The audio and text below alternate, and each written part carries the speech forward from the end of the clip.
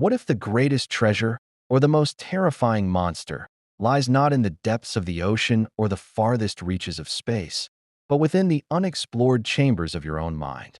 What if the key to unlocking your truest, most potent self isn't found in external achievements or the validation of others, but in a profound, often uncomfortable journey into the very core of your being? We live in a world obsessed with light. We chase success, happiness, positive affirmations, and the curated perfection of online personas. We strive to be seen, to be known, to be celebrated. But what about the parts of us that we meticulously hide? The thoughts we deem unacceptable, the emotions we suppress, the desires we deny, the failures we bury deep within the forgotten corners of our psyche? Carl Jung, the enigmatic Swiss psychiatrist, dared to venture into these shadowed realms. He proposed a concept so fundamental, yet so often ignored, that it holds the power to transform our understanding of ourselves and our place in the world: the shadow self. And he suggested that the most potent crucible for confronting this hidden adversary, this disowned ally, is found not in crowded rooms or bustling cities, but in the profound, often terrifying silence of solitude. Tonight, we embark on a journey into Jung's Labyrinth, a winding, introspective path where the only guide is your own courage, and the only destination is a deeper, more authentic self. Prepare to confront the unseen, to embrace the uncomfortable, and to discover the immense power that lies dormant within your own darkness. This is an exploration not for the faint of heart, but for those brave enough to seek wholeness, even if it means walking through the shadows. So what exactly is this shadow self that Jung spoke of? It's not some inherently evil entity, a demonic possession, or a Hollywood villain. Rather, it's a psychological concept representing the unconscious aspects of the personality that the conscious ego does not identify with. It's everything we deem undesirable, unacceptable, or simply not me. Imagine your personality as a house. The conscious ego is the brightly lit living room, meticulously decorated, where you entertain guests and present your best self. But what about the dusty attic, the locked basement, the forgotten crawl spaces? These are the realms of the shadow. They contain impulses, desires, memories, and experiences that have been repressed or disowned because they don't fit the image we wish to project to the world or even to ourselves. This repression begins early. As children, we learn what behaviors are praised and what are punished. We internalize societal norms, parental expectations, and cultural values. The parts of us that don't align with these ideals, perhaps our anger, our selfishness, our vulnerability, our raw ambition, or even our wild creativity, are pushed into the unconscious. They don't disappear. They simply go underground, festering, waiting. But the shadow isn't just a repository of bad things. It also holds undeveloped positive qualities. Perhaps you suppressed your artistic talent because it wasn't deemed practical, or your assertiveness because it was labeled aggressive.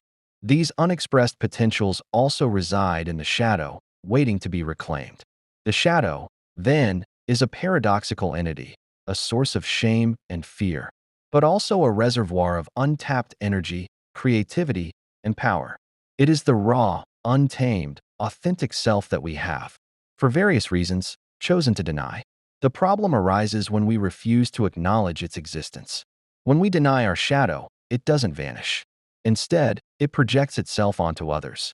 We see our own disowned flaws in our colleagues, our partners, our political opponents. We become judgmental, critical, and often inexplicably irritated by traits in others that are, in fact, reflections of our own unacknowledged darkness. This is why understanding the shadow is not merely an academic exercise. It is a vital step towards genuine self-awareness and healthier relationships. If confronting the shadow is so crucial, why do so few embark on this journey? The answer, in large part, lies in our modern world's relentless assault on silence. We live in an age of perpetual distraction. Our phones buzz, our screens glow, our social feeds demand attention. From the moment we wake until we finally collapse into sleep, we are bombarded by external stimuli. Think about it. When was the last time you sat in complete silence? With no phone, no television, no book, no music, no conversation. For an extended period? For many, the very thought is unsettling. We fill every void, every quiet moment, with noise. We scroll, we stream, we listen to podcasts, we call friends. We are terrified of what might emerge from the stillness. This constant external engagement serves a powerful, albeit unconscious, purpose. It keeps us from ourselves. It prevents the internal dialogue from becoming too loud, too insistent. It allows us to avoid the uncomfortable truths that might surface when the external world goes quiet. We use busyness as a shield, a defense mechanism against the very introspection that could lead to profound growth. The fear of solitude is, in essence, the fear of confronting the uninvited guest within. It's the fear of the thoughts, emotions, and memories that have been patiently waiting in the dark corners of our minds, ready to emerge the moment the distractions fade. We fear the shame, the guilt, the anger, the sadness, the inadequacy that might rise to the surface. We fear the raw, unfiltered truth of who we are when no one else is watching. And we can no longer maintain our carefully constructed facade. But it is precisely in this feared silence, in this deliberate disengagement from the external world, that the true work of psychological integration can begin. The labyrinth of the self cannot be navigated with 1,000 voices shouting directions. It requires the quiet whisper of intuition, the stark clarity of self-reflection. To truly confront the shadow, one must first create the conditions for its emergence. And those conditions are found in genuine solitude. Not merely being alone, but being with oneself, intentionally and without distraction. Solitude, in this context, is not loneliness. It is a deliberate act of turning inward, a sacred space where the ego's defenses can begin to lower. Imagine stepping into a vast, silent chamber. At first, the silence itself is deafening. Your mind, accustomed to constant stimulation, will rebel. It will flood you with thoughts, to-do lists, anxieties, memories, fantasies. This is the initial resistance, the ego's desperate attempt to maintain control and avoid the unknown. It will try to pull you back to the familiar noise, the comfortable distractions. This is where many turn back, unable to bear the discomfort. But if you persist, if you allow yourself to sit with this discomfort, something remarkable begins to happen. The initial flurry of thoughts starts to subside. The surface noise quietens, and deeper currents begin to stir. It's like the sediment in a murky pond slowly settling, revealing what lies beneath. This is the moment the labyrinth truly opens. In the profound silence, the repressed material of the shadow begins to surface. You might experience intense emotions, sudden waves of anger, inexplicable sadness, deep-seated shame, or even forgotten joy. Memories you thought long buried might resurface with startling clarity. Patterns of behavior you never fully understood might suddenly make sense. These are not random occurrences. They are the shadow making its presence known, knocking on the door of your conscious awareness. This is the crucible. Solitude strips away the masks we wear for the world, and even the masks we wear for ourselves. It forces us to confront our raw, unedited reality. It is in this stark, unadorned state that the shadow can finally step out of the darkness and into the light of our awareness. It is a terrifying, yet utterly necessary, phase of the journey. Without this quiet space, the whispers of the shadow remain unheard, its lessons unlearned. Once the silence has done its work and the shadow begins to emerge, the real confrontation begins. This is often the most challenging part of the journey, a true test of courage. What you encounter might shock you, disgust you, or fill you with profound shame. You might see aspects of yourself that you vehemently deny, traits you despise in others, or impulses that feel utterly alien to your conscious identity. For example, you might find yourself grappling with a deep-seated envy you never admitted to, a suppressed rage that boils just beneath the surface, or a pervasive sense of inadequacy that drives your relentless pursuit of external validation. You might recognize patterns of manipulation, passive aggression, or self-sabotage that you previously attributed to external circumstances or the fault of others. The shadow often manifests in dreams, appearing as monstrous figures, dark strangers, or even animals. In waking life, it can show up as sudden, irrational outbursts, inexplicable anxieties, or a persistent feeling of being stuck. When you are alone, these manifestations become more potent, more undeniable. There's nowhere to run, nowhere to hide from the reflection in the mirror. This confrontation is not about condemning these parts of yourself. It's about acknowledging their existence. It's about saying, yes, this is also a part of me. This initial recognition can be incredibly painful. It can feel like a betrayal of your ideal self, a shattering of the carefully constructed identity you've presented to the world. You might experience intense emotional resistance, a desire to push it back down, to forget what you've seen. But this resistance is precisely what keeps you fragmented. The shadow gains power not from its inherent badness, but from its unconsciousness.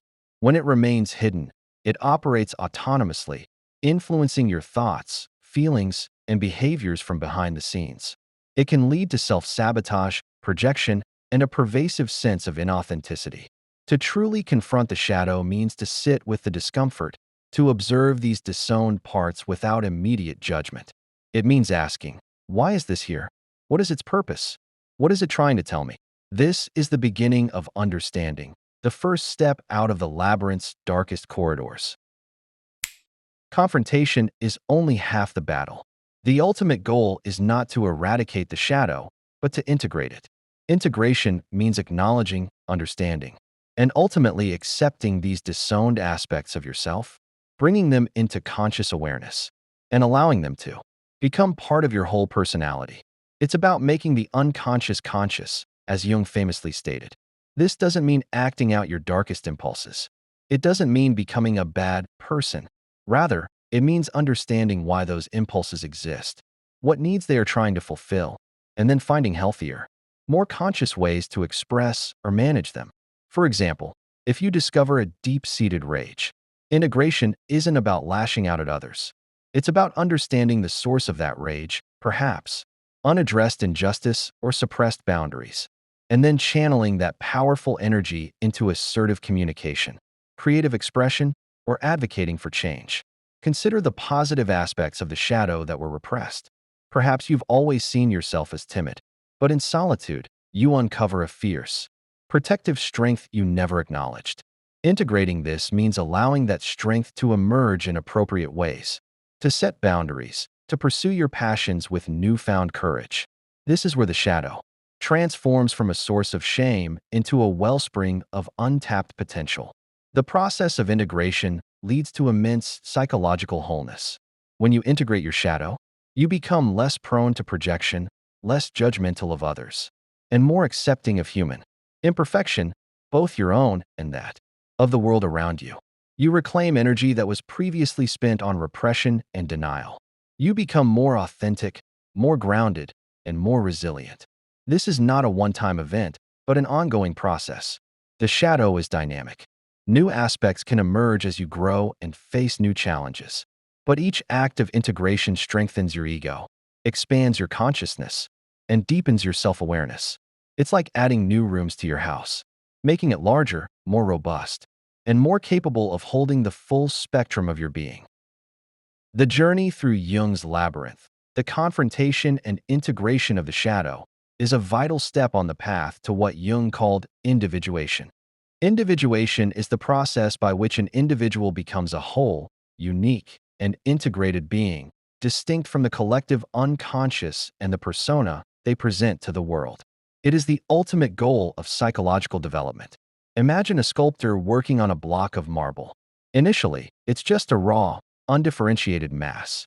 Through careful, deliberate work, the sculptor chips away at the excess, revealing the unique form hidden within. Individuation is a similar process of self-sculpting. By confronting and integrating the shadow, by acknowledging all aspects of ourselves, the light and the dark, the conscious and the unconscious, we move closer to becoming the unique, authentic individual we are meant to be. This isn't about achieving perfection. It's about achieving completeness. It's about embracing your full humanity, with all its complexities, contradictions, and paradoxes. An individuated person is not someone without flaws, but someone who understands their flaws, accepts them, and has integrated them into a coherent sense of self. They are less swayed by external opinions, more self-reliant, and possess a profound inner authority. The power gained from this journey is immense. It's the power of self-knowledge, the power of authenticity, the power to live a life aligned with your deepest truth. When you no longer fear your own darkness, you become truly fearless. When you embrace your whole self, you become truly whole. This profound inner work, often undertaken in the quiet solitude of your own being, is arguably the most significant journey you will ever embark upon. The labyrinth of the self is not a place you visit once and then leave forever. It is an ongoing journey, a continuous process of discovery and integration. As you grow, as life presents new challenges, new aspects of your shadow may emerge, inviting you to delve deeper, to expand your consciousness further. The silence of solitude will remain your most potent ally in this lifelong quest for wholeness. If this exploration into the depths of the psyche, into the hidden chambers of the shadow self, has resonated with you, if it has sparked a flicker of recognition or a desire for deeper understanding, consider joining our community. Subscribe to our channel for more insights into the shadows of existence, the mysteries of the mind, and the profound journey of self-discovery. We invite you to share your own perspectives, your own encounters with the shadow, or your experiences with the power of solitude in the comments below. Your insights enrich this collective exploration. The journey inward is often the most challenging, but it is also the most rewarding. For in the heart of your own darkness, in the silence of your own solitude, lies not only the shadow you fear, but the immense, untapped power of your authentic self, waiting to be unlocked.